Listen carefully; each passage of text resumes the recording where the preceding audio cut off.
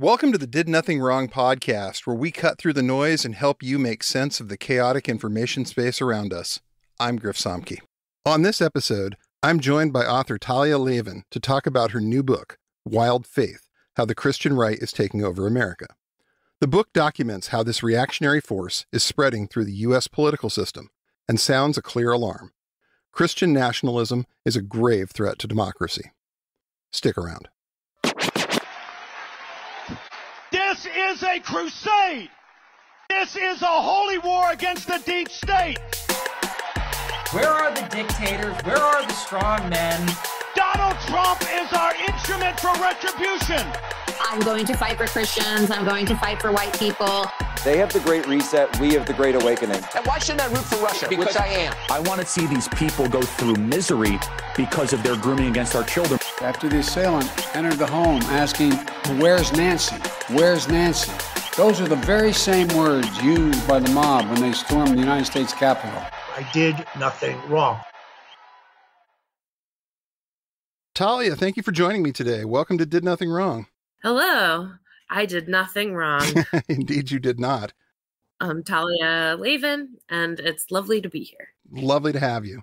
And you've been covering fringe communities such as white nationalists, Christian supremacists, involuntary celibates, incels, many others for quite some time now. What made you start writing about this kind of thing? You know, besides the obvious of like a love for research and a deep hatred of myself. I feel that. I think I, like a lot of Americans, was sort of deeply changed and shaken by the 2016 election and then by the 2017 events in Charlottesville, Virginia.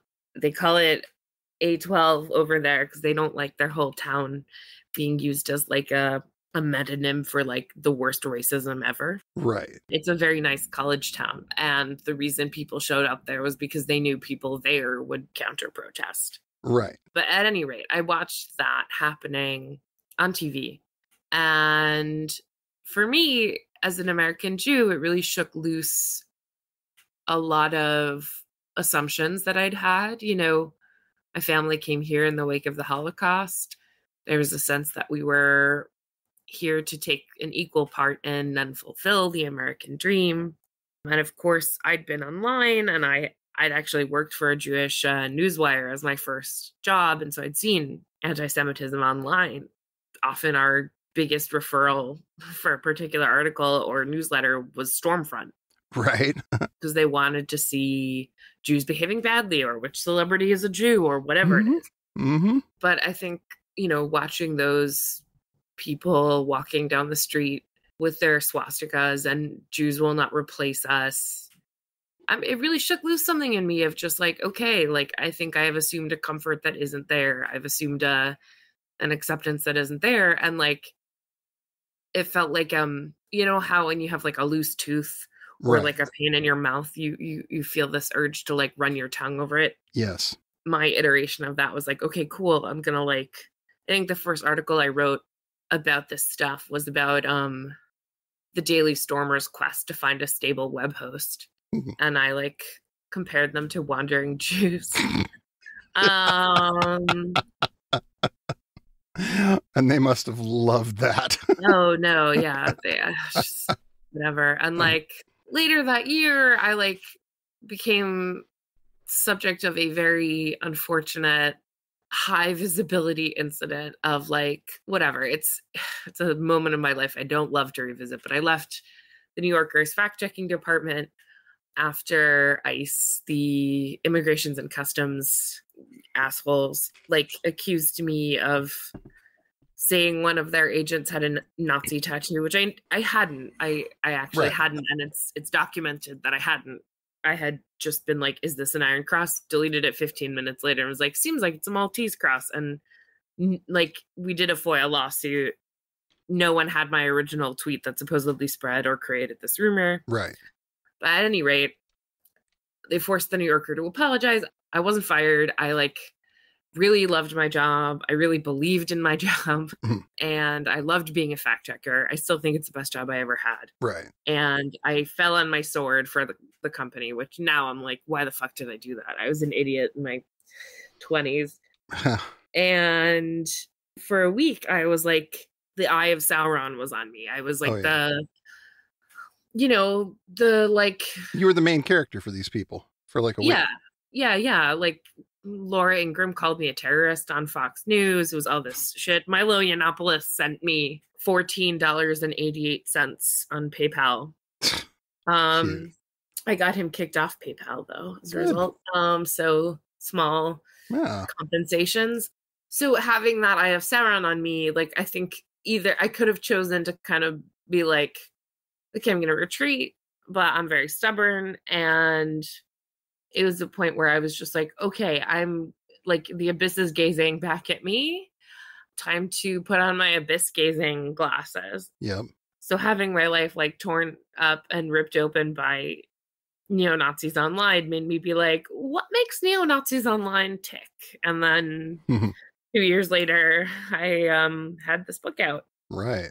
Culture Warlords was the book, and it went into some fascinating depth about how these guys work and how these guys tick and how these spaces operate. And you've got a new book now. It's called Wild Faith, and it's how the Christian right is taking over America. And it's about the rise of the Christian right over the last century. And when you look at things like the Supreme Court makeup and Project 2025 and just the things that people are willing to say out loud now that were absolutely unthinkable a few years ago, it's very obvious that they feel like they are winning. Do you think that's true?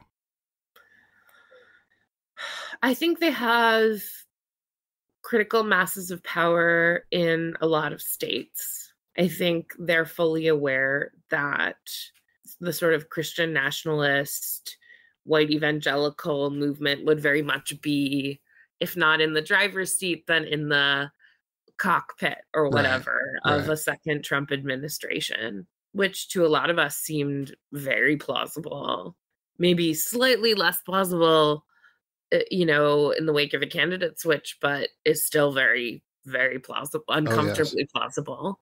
If they win, they're going to do this stuff.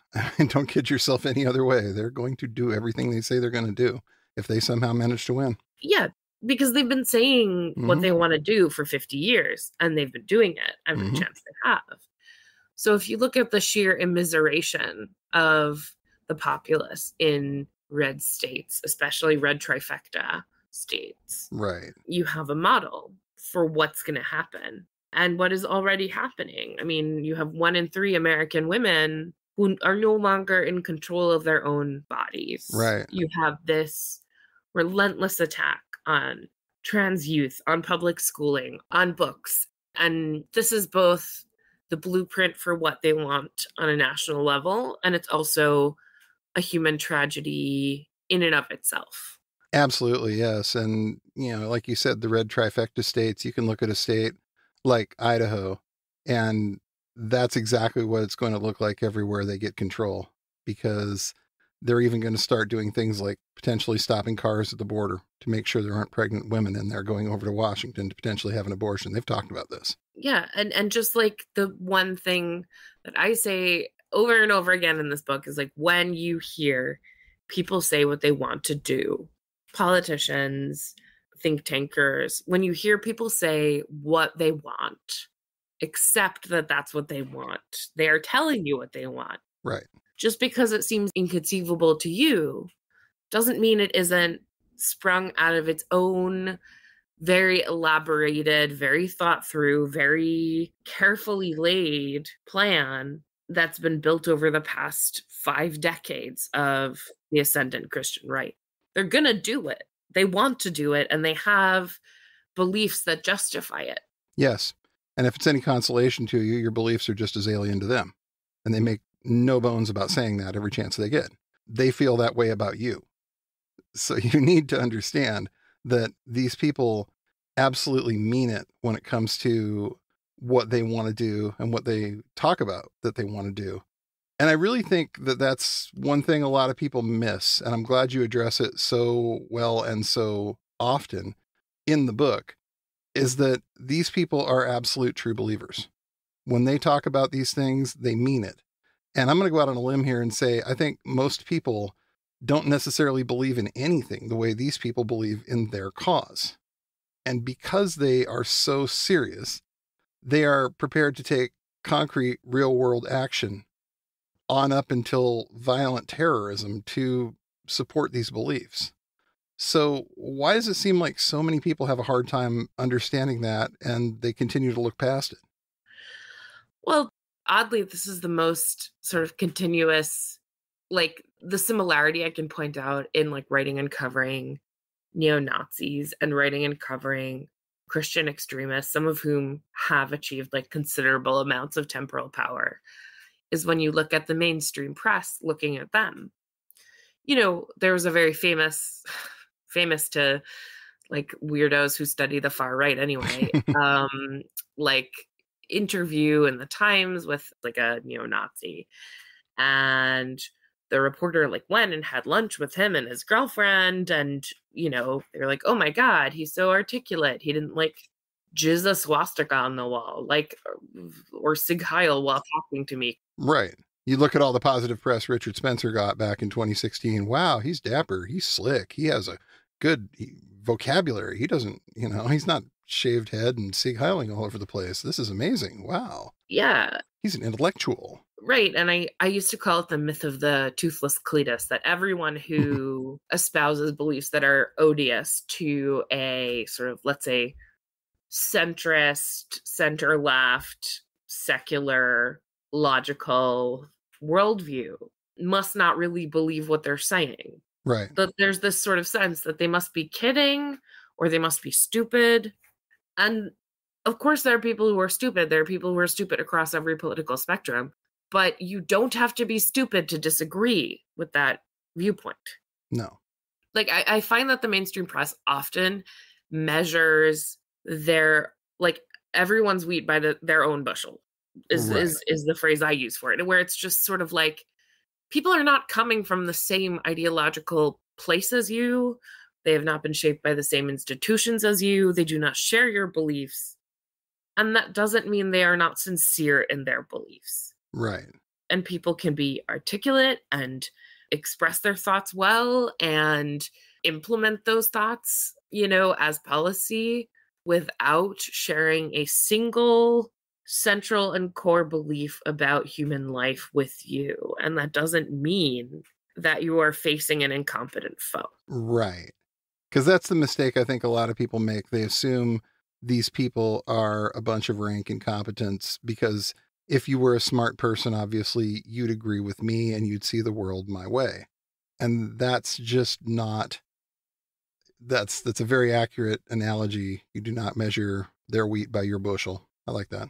I mean, this isn't to say that, certainly in the Trump milieu, like he turns everyone into cronies and he attracts people who are natural cronies. Like there's so much criminality and incompetence in his milieu because, that's what he attracts personally. Mm-hmm.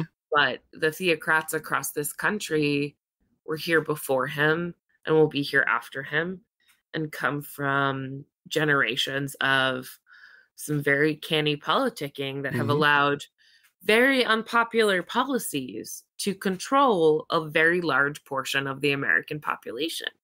Right.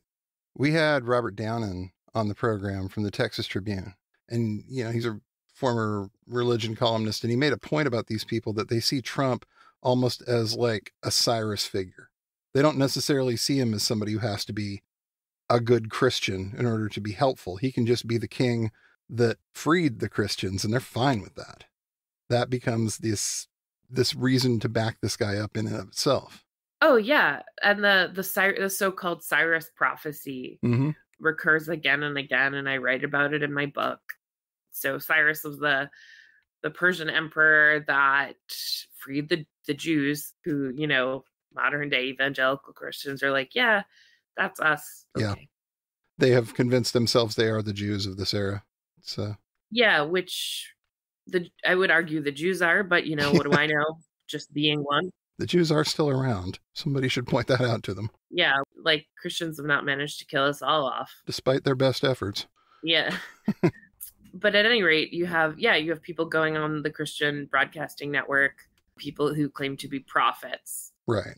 And there is like a very lively and growing prophecy movement within evangelical Christianity, primarily in the sort of charismatic and Pentecostal sectors thereof. Right. And they, Lance Wallnau had this line where he's like, oh, I had this dream that like 45 is Cyrus and Isaiah 45 is where Cyrus is from, and therefore Trump is, and it is funny, but it's also just like, yes, they know scripture. Like, there's a lot of people saying amen the minute that comes out of his mouth. I know that. Yeah. And saying, oh, okay, this is how we then, all that stuff about, oh, well, how could the Christian right support a guy who cheated on all his wives? This terrible human being, slept with a porn star, did all of these hush money transactions. Why would the Christian right support that? Well, he doesn't have to be that guy. Yeah, because their theory of him is as the flawed vessel of God's will. Right. The means to an end. And so that pretty much covers any and all flaws he may sins. have. Yeah. Yeah. Covers a multitude of sins for sure. And one other really fascinating point that you make pretty early in the new book that hit me was, unless you grow up as something other than Christian, you don't truly see how much of a Christian nation that you live in, growing up in the States. And growing up Catholic in Spokane, Washington, which is a very conservative place, it's really easy to start to believe that this is just how things are, because in a place like that, they are. And not having lived there for years, I can look back on what it's become and see the trend lines that you're talking about with people like, Matt Shea and the Church at Planned Parenthood on the rise, because it was conservative when I was there. You had pretty much everybody's either a Catholic or a Mormon. There wasn't even really much of an evangelical presence at that point, but they didn't have church on the sidewalk outside Planned Parenthood. That was not the level where we're at that point. So I really like the perspective that you bring to it as somebody who kind of is an outsider to that viewpoint, like can see it a little clearer than, say, somebody like me who grew up steeped in it. I mean, it also meant that I was starting from a viewpoint of a lot more ignorance, but I've always viewed my own ignorance as a fundamental challenge. Right. Like, I love research. It is my passion. Right. And so, okay, let me understand what's going on, what's been going on. And I was pretty pleased when I found that, so Sarah McCammon, who's an NPR reporter, she wrote a book called The Ex-Evangelicals about people who've left the evangelical church. And I was like, I read through her book, and not only did she mention my reporting, she also was like beat for beat. I'm like, oh, wow, we're drawing from the same books. That's so awesome. I actually didn't fuck this up. If someone steeped in it is like using the exact same text as me, that's cool. But like, yes, to go back to what you were saying, I mean, I think so often what I see in the liberal, even leftist Christian milieu is the sense of like, they're doing it wrong. They're not real Christians. They're fake Christians. Trump supporters are fake Christians. And as a Jew, I just don't have that perspective. I don't come to it from that perspective. Right. I don't have my own competing version of Jesus that I think is more representative or better or, inherently the true one. What I see is an internecine theological conflict between two strains of the same religion. And there is this, I think, inherent viewpoint in, obviously, America is a Christian majority country. And so both most leftists and almost all rightists are Christian. Right. And so you constantly have this theological denunciation of each other. And that's all well and good. It's just from my perspective, I'm like, okay, you're having a theological dispute is what you're having. Right. About the same texts. and the different ways you use them. And that's fine. But being like, your way is illegitimate, I think to me, well, and the other side saying the exact same thing, to me, this doesn't seem like the most productive way to discuss. I mean, it almost seems like from the outside, this probably looks like the Sunni Shia conflict. You know, you're looking at these two widely diverse groups that have a completely different idea of how this stuff should work. And to them, it's one thing, but when you're standing outside of it, you're looking at it from a perspective of, this looks like a doctrinal dispute from where I'm sitting. Yeah. And it's not that, it's just, I don't view it as my job to parse the doctrinal dispute. Right. I view my job as to say, okay, how are you using these testaments and these theological principles to translate that into a theory of power and to translate that into law? And I think the other thing that I am able to see, you know, from outside of Christianity, and I think that fundamentally people who are raised as Christian and have moved away from faith, even into aggressive atheism, also have this blind spot of sort of not being able to go outside the framework where true Christian equals good. Right. Christian equals good. Like, we're legislating what Christian is because Christian is synonymous with goodness. Whereas that's not, let's say, my people's perspective for various murder reasons. Right. So I do think it is useful to start from without that sort of baggage, without those theological pre-assumptions. I think it makes exploration of the religion a little more rich, maybe because of the inherent naivete, or just like because I don't have all of these layers of competing theology to kind of struggle through. Right. You get to come in with a blank slate, and you can kind of look at things how they are and say, this is what you're saying, this is what you're saying, this is what you're doing, this is what you're doing. Okay, this is what it looks like to somebody who is pretty neutral when it comes to this particular debate, or at least you come in neutral. Yeah. I mean, I don't have like a fan favorite version of Jesus that I'm rooting for. The other thing that I think that I can look at is I can look at all of the ways in which the separation of church and state is just a lie. Like it doesn't exist. It hasn't existed in a long time. It has always been true for my entire life that Christian morality has been a guiding force for laws throughout the US. I think at this particular moment, you have this ascendant right-wing theocratic movement that really views the separation of church and state as an evil and doesn't want it. But to me, it's been abundantly clear from the moment I could look at my political milieu with any degree of sophistication and say, okay, like the laws of this country are led by a religion that's alien to me. Right. And, you know, American politics has always been soaked in Christianity in a very profound way. And so now the ascendant strain and the sort of ideological guide behind the laws that govern millions of Americans is of this explicitly theocratic, very right-wing, very sort of darkly inflected strain of Christianity. But the idea that this country has ever had any kind of firewall between church and state in the last 50 years. No, it just hasn't. It's not true. It's not true. I mean, ask yourself why it's such a big deal whenever anybody who is not a somewhat mainstream Christian ends up for some kind of job. Why is this a big problem? Why do people get upset about this? It's because this is the mainstream. This is what we expect out of our politicians. We have a faith test, a litmus test here for this. And if we didn't, we wouldn't do this kind of thing. Yeah. So one thing that you point out, and I'm going to quote the book here, is you're talking about the way that women are, shall we say, subjugated to authority in that milieu. And you say, everyone knows that to wage a just and righteous war, you have to strike down the men who think of themselves as warriors and who in a patriarchy feel duty-bound to stand and fight. But everyone who has an inch of cunning knows that the best way to win a war, particularly a war for the soul of a country, rather than its mere earthly trappings, is to capture the women and children.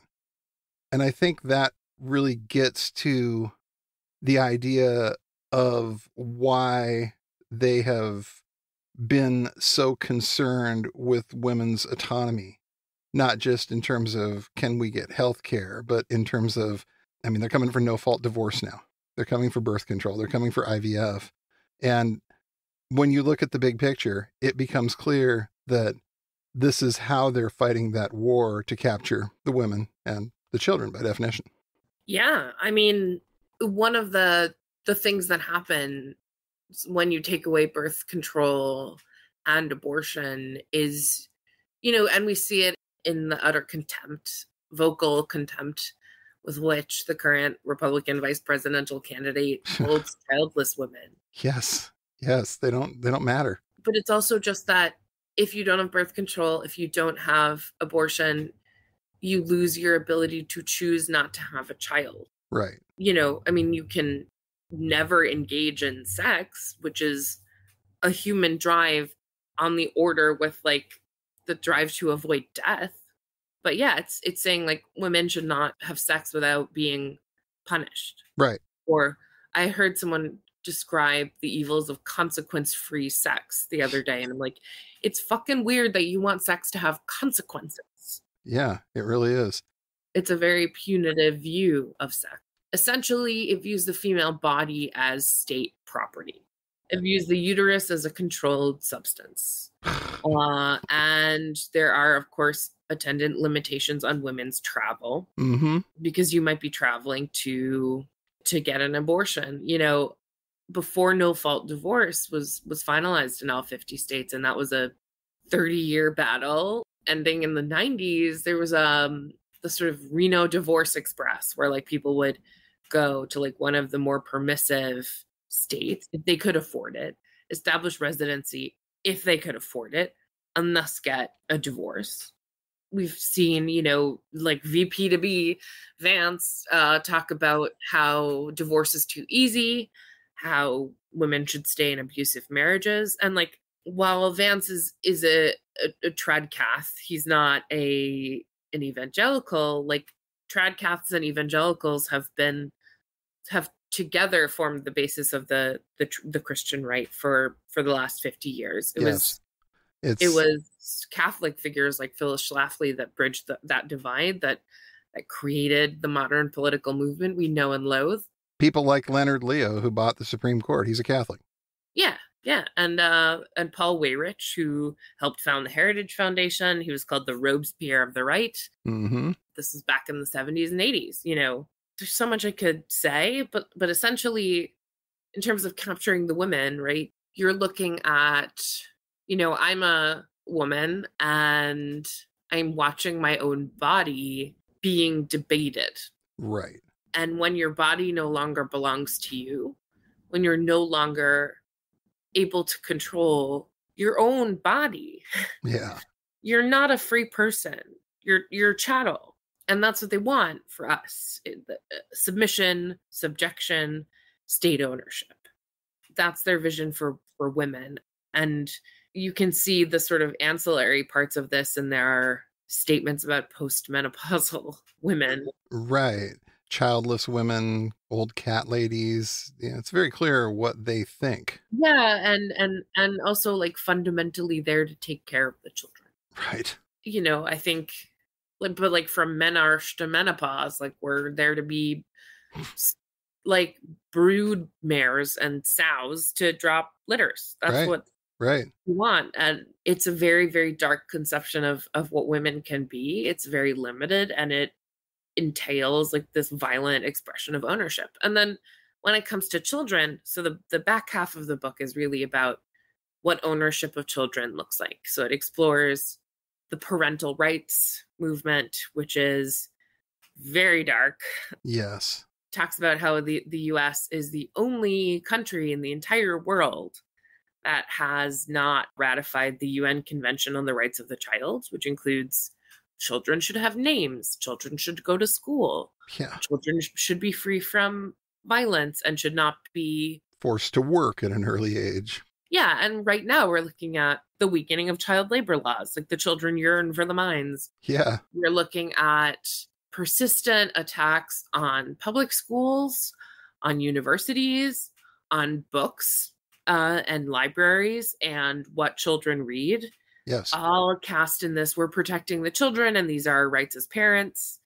These viewpoints that sort of implicitly state that if you are against us, you want to victimize children. When in fact, what they're doing, particularly my nemesis, the Homeschooling Legal Defense Association, HLSDA, they explicitly have crossed the line from only like defending homeschooling parents to also advocating for the weakening of child welfare laws and often stepping in to defend parents accused of child abuse. You know, they came out real strong against a California law that would have made it like a court able to consider whether a parent had hit their child with an implement, a list of sort of implements. And the HLSDA like came out with this fiery op-ed being like, they're trying to control how we discipline our kids. And it's like, well, yeah, you probably shouldn't like beat your child. Yeah, you shouldn't beat your child with a stick. It is the year 2024. We don't do that. But people do that. And people are like actively fighting for the legal right to do that. And if you look at the last 50 years of child rearing manuals from this movement, they actually are telling you that God demands you do that. Oh, yes. It's the like, use the rod or your child shall die. It's directly from Proverbs, which from a Jewish perspective is so weird because I'm like, this is such a minor book. We like trot it out because it has some good quotes, but like, okay, you're using this as like the basis of your child rearing philosophy. Weird, but okay. Whereas like you completely disregard all the laws in Leviticus, but you take the book that's literally called like Proverbs and you're like, this is the one. This is our guide. Right. It says that God demands that you hit your child. And so you have these child rearing guides that are like start hitting when they're 5 months, 15 months, really, really, really young. Blanket training, you know, all this grotesque stuff to teach your child to be obedient. That the number one desirable trait in a child is not intelligence or curiosity or kindness, but obedience. Right. And so this is a movement that is all about training up your child in the way he should go and training a child to not only tolerate, but to crave authoritarian responses. Right. It's very much you start with this trauma response when they're very, very young and get them used to thinking this is normal. This is the way parents treat you. And you get to a certain age with that, you're going to go looking for it your whole life. Yeah. Whether as the abuser or the abused. And many people who grow up abused go on to become abusers. Mm-hmm. Many people who grow up abused go on to become attracted to abusive relationships. And this is not incidental. This is central. Yeah. Not a bug. It's a feature, as it were. Yeah, exactly. And also, if you grow up with this absolutist sort of authoritarian family, authoritarian rhetoric with its sort of obsession with punishment and retribution makes sense. It feels familiar. It feels like home. Yes. So one other thing I was kind of curious about, it seems that we've seen a real shift on the part of the, shall we say, the online right, the people who are some of what you covered in your first book, from almost a nihilistic, nothing matters kind of 4chan take on things. Everything's a joke. And it seems like over the last several years, they have moved in a very fundamentalist direction. Like somehow they got brought from where they were to all of a sudden you're following like a Nick Fuentes, you're following guys like Jack Posobiec who have moved from these 4chan trolls basically into now presenting themselves as tradcaths, presenting themselves as these paragons of Christian virtue. And it seems really weird that they built a pipeline from, 4chan to the pews, but it definitely, there's a lot more of it now. Is that something you saw coming? I mean, I talked about extremist Christianity within Culture Warlords. There's a chapter about religion, and I talk about kind of the internal debate between white supremacist, like neo-pagans, white supremacist atheists, white supremacist Christians. So this strain was always there. I think the far right is always like shifting and mutating. Right. We saw them adopt and then abandon the sort of alt-right branding, you know, with the khaki pants and trying to look respectable and the dapper Nazi and all that stuff. Yeah. And then the alt-right succeeded so well it superseded itself because their ideas became mainstream. Right. And so they were no longer necessary. Like nobody goes around calling themselves alt-right anymore because it's just not a thing. You don't need to be. Exactly. When you succeed too well, you become superfluous. Right. So I think what we're seeing now is another shift in presentation without necessarily a change in the underlying ideas. I think there have been trad cats in the white supremacist movement, certainly since well before I started looking into it. Right. And lots of odd, like, offshoots of extremist Christianity.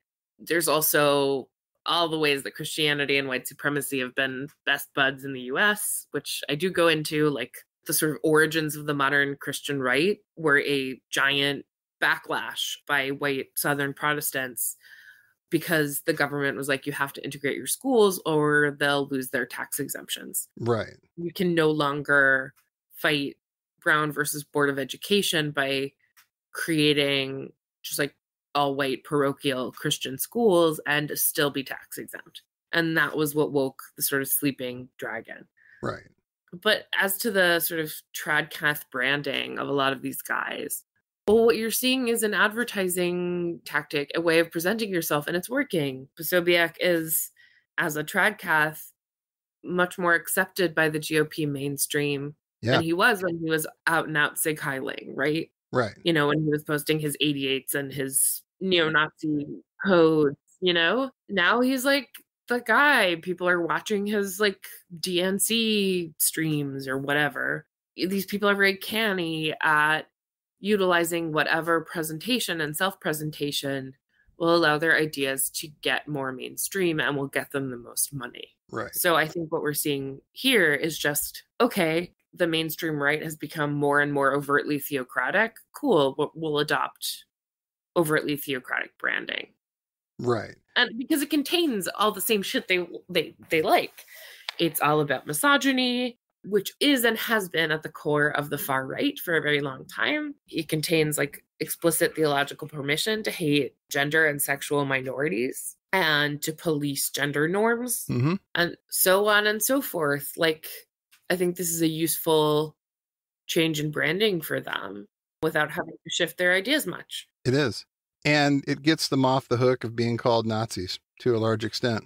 But you can espouse a lot of the same beliefs. I mean, Jack in his new book on humans proceeds to lavish lots of praise on the former dictator of Spain, Francisco Franco, who, after he won the Spanish Civil War, took over, instituted something called the White Terror and killed between 100,000 and 400,000. The Spanish don't keep records like the Germans, so we'll probably never know, but he killed hundreds of thousands of people, the same kinds of people.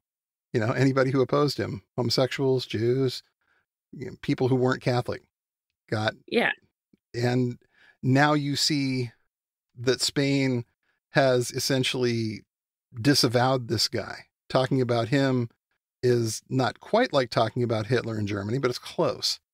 And we've got our American fascists digging this guy up and pointing to him as a paragon, as somebody that they really want to emulate because he was tough on communists.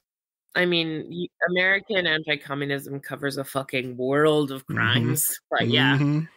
Yeah, no, I mean, Franco presented his regime as defenders of the Roman Catholic Church, and that was useful. Yes. Religion can be very, very useful when you use it as a bludgeon. Definitely. And one other thing that you get into quite a bit is the idea of demons, and the idea that one of the biggest language pieces that these people use is to say that something is demonic, or to say that something is infested by demons. It's very consistent across their entire milieu.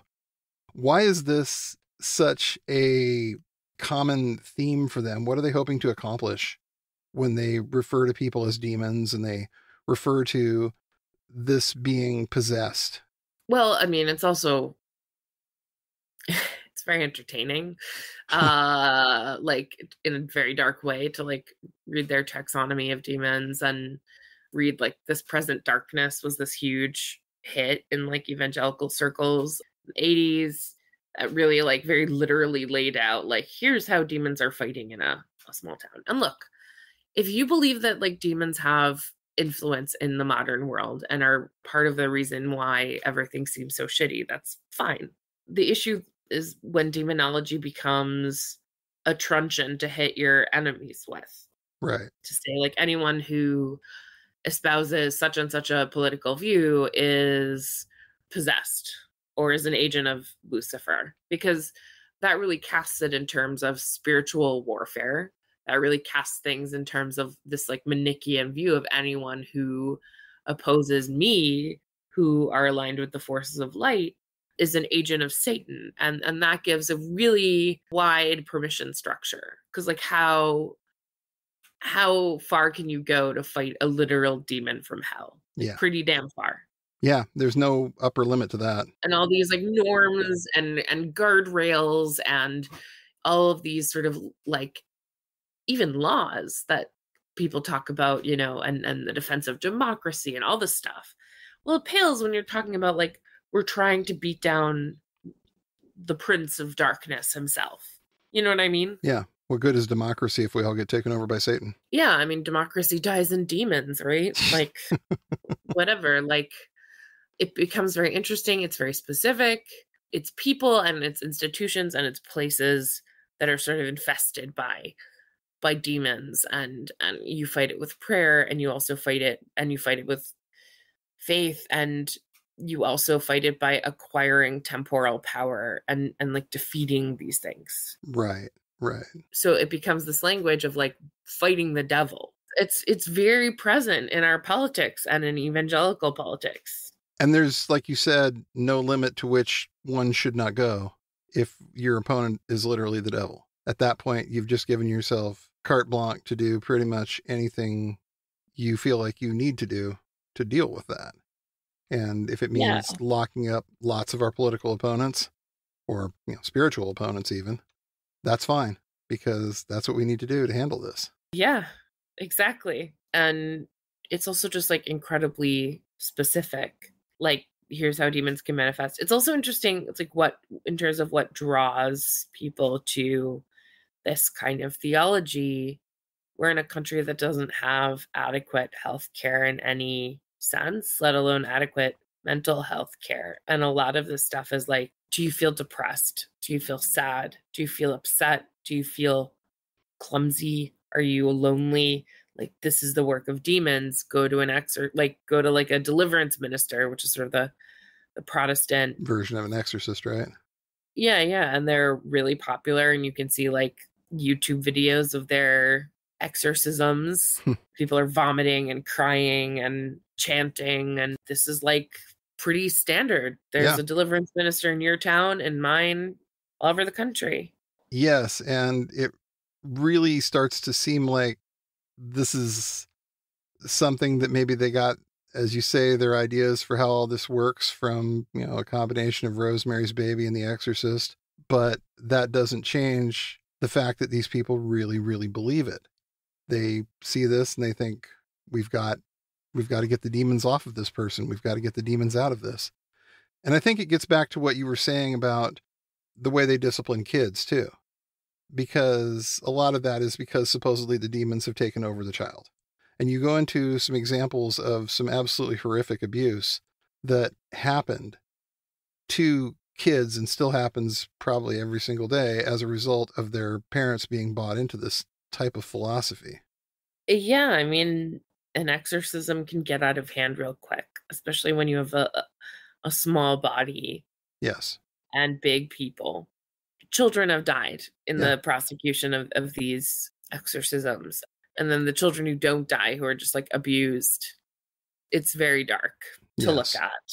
But I think more significantly is just like talking about, yes, this is an earnest belief. This is an earnest and deeply held belief that the battle of US politics is a battle between good and evil in a spiritual sense and in like a metaphysical sense of the devil and his minions versus God and his angels. It's literally angels versus demons out there. And the sort of solution to it is something called the Seven Mountains Mandate, where faithful Christians have to take control of the seven mountains of power. Earthly power, right? Earthly power. Basically, it's government and culture. It's like acquire as much temporal power as possible to vanquish your spiritual foes. In order to let the kingdom of God take place, basically. Yeah, and in order to vanquish the devil and his spiritual foes. And again, like this sort of circles back to like the very beginning of our conversation, where for a lot of people looking at this stuff saying this is ridiculous, like how can you believe that like demons control Hollywood? How can you believe that like demons are extant and very much at play in everyday life in these like concrete ways? But you know, millions of people believe it very deeply, and you do yourself a disservice when you dismiss the idea that these people who say they believe this thing.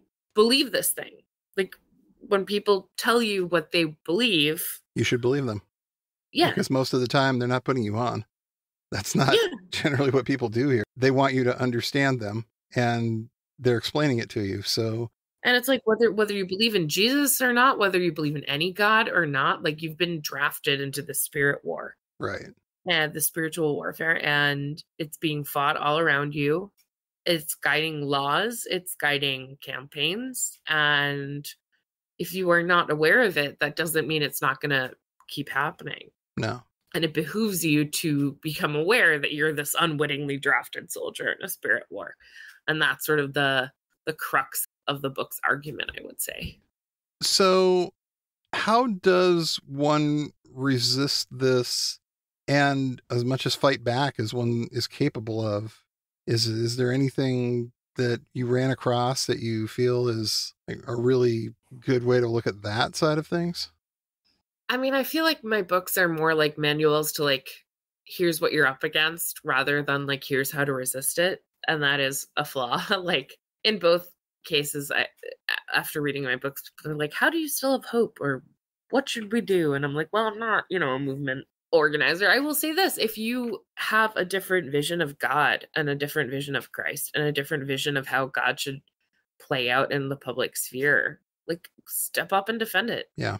Like there are many, many ways to oppose theocracy, as many ways as there are to arrive at theocracy. And I think it's always helpful to know your enemy and to know what they believe and what motivates them.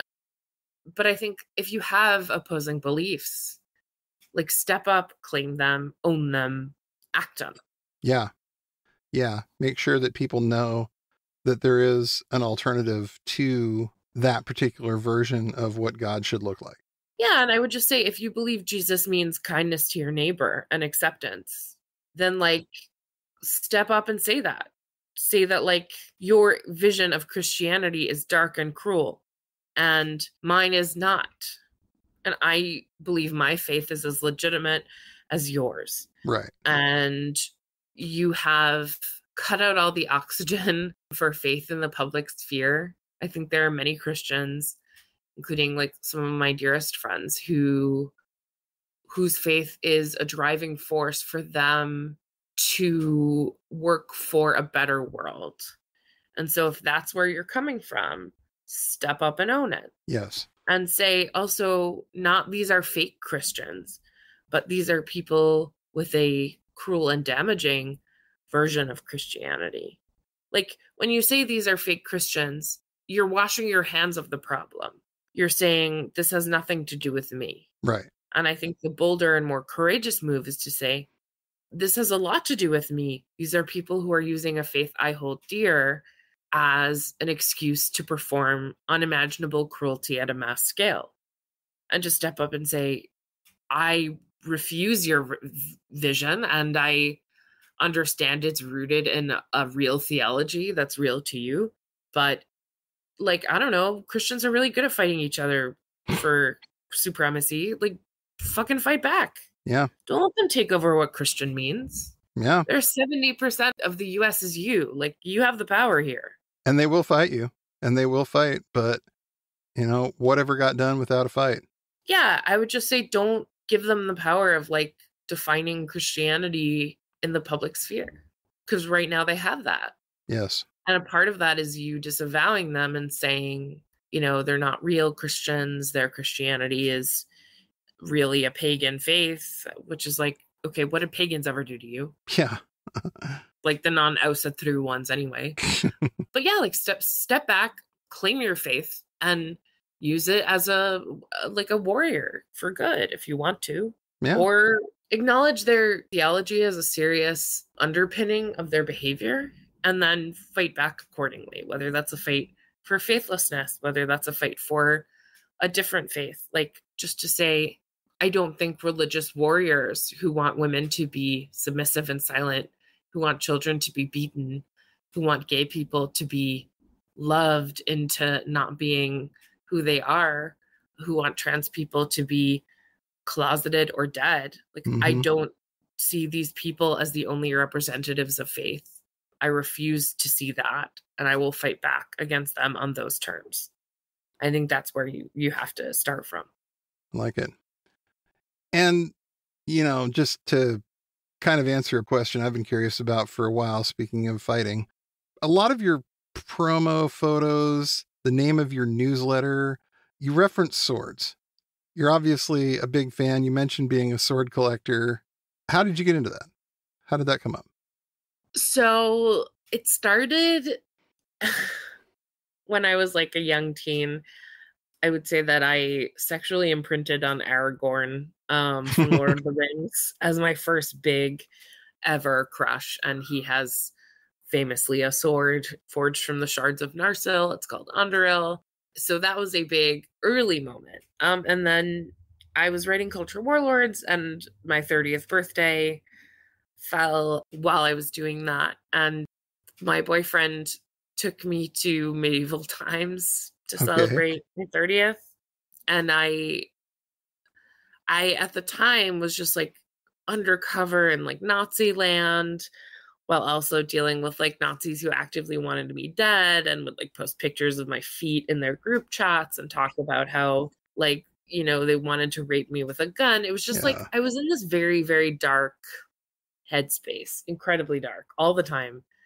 And there was a sword vendor at Medieval Times, and I held a sword, and it was like, oh, like I just felt safe. I felt powerful holding a blade. It was like a shitty, cheap stainless steel, like King Arthur sword or whatever. Right. And I just felt so good and like comfortable and happy, and I bought it. Then, years since then, 5 years, and I'm coming up on my 35th. It's like, I don't know. Somehow my books always come out in October of election years, and like my birthday's in September. So it's like right before my birthday, about to unleash a book full of horrors on the world right after my birthday. But at any rate, I've been collecting swords for the last 5 years. So I have like 12 or 13 now. Very nice. And I will say I buy them as wedding presents for couples. I get them engraved with a message. And buying an engraved sword, or just a sword actually, for a couple is such a power move as a guest. Yeah. It's the ultimate wedding guest move. That is amazing. I would strongly recommend it. Having somebody come up and present a sword to the couple. Do you ever do matching swords or just one sword? Just one sword. It's going to be a family heirloom. Okay. Ideally, the message you engrave in it fits the couple. You could do matching swords. I just feel like that's like a vibe of like you guys are going to fight. Yeah, good point. But yeah, highly recommended. Nice. That was fascinating because, I've always seen your pictures, and it seems like in a lot of your press photos, you've got a sword and you're looking at the camera. Your handle on Twitter used to be Swords Jew. Yeah. And then my account got shut down for misusing my blue check on the last day there was free blue checks. I pretended to be an abjectly apologetic J.K. Rowling. I remember that. That was amazing. I'm so sorry for being a shit to trans people. That was amazing. Back when you could change the name to anything you wanted and totally get away with it. No. Like I used Swordstew as my still my handle, but I just like took a picture of J.K. Rowling and wrote J.K. Yeah, back when you could change your like username, not your handle. Yeah, you could change the text and say, J.K. Rowling. Like anyone who looked for 2 seconds, it was like, oh, J.K. Rowling's handle isn't @Swordstew. And she's like, sorry for being such a dementor about all this. Trans people are awesome. People click on those links real quick, though. They click on that share button way too quick in a lot of ways. And so. Yeah, no, it was very stupid, but. No way. That was amazing. And it went ridiculously viral, if I remember right, too. Yeah. So my current handle is the podcast I used to have called Moby Dick Energy, which was about Moby Dick. Yeah, it was per chapter, and you broke it down per chapter with an expert in each chapter, I think. Yes, and then I ran out of steam at chapter 55 because I'm not very good at editing, and finding a different guest who had read like a 500-page book as a prerequisite for going on the podcast every week got tough. Yeah, at some point you are going to run out of people who kind of fit that Venn diagram circle. Yeah. And it's also part of the name of your newsletter, which is called The Sword and the Sandwich. And you have this thing for breaking down like the history of food and the history of sandwiches. And it's like, this is brilliant. Well, so the sword is like when I write about politics, and then the sandwich is every Friday. And it's been going on for like, I'm up to essay 107, the Limburger sandwich. But it's the Wikipedia's list of notable sandwiches in alphabetical order. So I don't choose the sandwich. It's just whatever is like presented to me by the list, which I've chosen in this arbitrary way to like use as my authority. So it's kind of a writing prompt then. Exactly. Every single week I look into the history of a sandwich. I look at the cultural context or just whatever like comes into my head about it. Right. Or sometimes I eat it and see. If it sounds tasty, go find one. Yeah, exactly. And luckily I live in New York, so you can find a lot. But yeah, it's been great fun. And I think when you look at dark things all the time, you have to leaven it with joy. It's something that I didn't do while I was writing Culture Warlords, in large part because I was doing that during like the COVID-19 lockdowns. Right. Like this book came out in 2020, October 2020. And so I was doing a lot of writing and finishing during like a very dark national moment. And I really have learned since, if you're going to cover dark stuff that makes you sad and angry and alienated, like you have to guard your heart. You have to have something that anchors you to something that gives you joy. And so that's why it's both. Right. It's the sword and the sandwich. And that's a very valid and important thing, I think, to tell people, because a lot of people dive into this and they start researching some of the worst people on earth and start looking into this, and it's hard to come back if you don't have something to come back to. It's hard not to get sucked into that. No, I always tell people, guard your heart. Like I also see it now in like, all like so many of us are horrified by the genocide in Gaza. Right. But a lot of people view it as their sort of moral responsibility to view horrendous images. Yeah. Atrocity footage. Without a pause, and to like send it to other people to constantly consume this stuff. And I'm like, this is bad for your brain. You're going to get PTSD. Mm-hmm. You're going to burn out of activist work. Like, something terrible is happening. You can advocate against a genocide without scarring yourself. You will see things that you can never unsee. Yeah. And that will be part of your makeup forever. So this is sort of left of whatever, like just out of left field from what we're talking about. But wow. Like, you don't have to watch war crime footage to bear witness to atrocity. Mm-hmm. You don't have to. And I think you shouldn't watch footage of war crimes. I think you should protest and donate and everything that you can be aware of a genocide and say it's wrong. And you don't have to like burn your heart out doing it. And especially when you've got groups of people that specifically like to try and get as much of that kind of footage into the algorithm, into the mainstream as they possibly can, because they have their own purposes in wanting you to see it. Yeah. It's demoralizing and it's traumatizing. And like, just guard your heart is what I tell people. Talia, thank you so much for coming on. I really appreciate the fact that you were willing to jump on, talk to me about this. It was so cool to talk to you. I've been, like I said, kind of fascinated with some of your writing for a while. So it's good to talk to the person behind the writing and find out how you got to some of these places, and definitely go over something that's this huge emerging threat that hopefully we get a handle on. But like you said, it's going to be a fight. Yeah. And these people are willing and ready and, licking their chops for it. So. Exactly. Like they're fighting you as hard as they would fight the devil. So put on your hooves and fight back. Indeed. Take care. You too. Thank you so much. Okay. Bye. Thanks for listening to the Did Nothing Wrong podcast. If you want to hear more, you can find us on the web at didnothingwrongpod.com. Please make sure you subscribe to get our content straight into your inbox. You can also follow us on Twitter at GrizaBJJ, GRZABJJ, as well as DNWPod. We're extremely grateful for paid subscriptions and donations that allow us to keep doing this important work. Thanks, and remember, everyone mentioned did nothing wrong.